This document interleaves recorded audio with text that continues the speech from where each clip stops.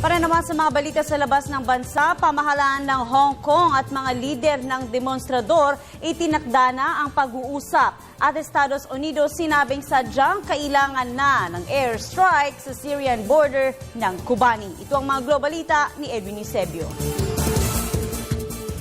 Sinabi ngayon ng mga opisyal ng pamahalaang Hong Kong at mga estudyante roon na nagkasundo na sila.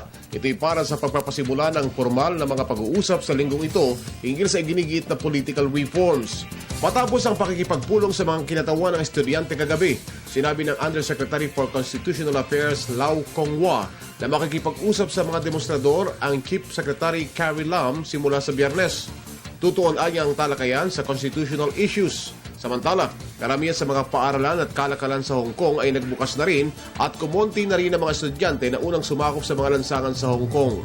Ayon sa Deputy Secretary General ng Hong Kong Federation of Students, bagamat kumonti na mga nagpuprotesta, naniniwala silang malakas pa rin ang kanilang puwersa. Naging bukas naman ang isip ni Hong Kong Chief Executive Officer Leung Chun-ying sa pakikipag-usap sa mga demonstrador para sa constitutional development sa dating British colony. Samantala, nanawagan na ang Amerika ng air campaign o airstrike laban sa siyudad ng Kobani na nasa Syrian border at baluarte ng Islamic State militants. Ito ay habang nakikiusap ng dagdag na suporta ang mga pro-Kurdish protesters mula sa pamahalaan ng Turkey at Paris. Sinabi ng State Department spokeswoman Jen Psaki na nakatutulong ang airstrike sa paglaban sa mga radikal na rebelde na lumusob sa Kobani na kilala rin bilang Ain al-Arab.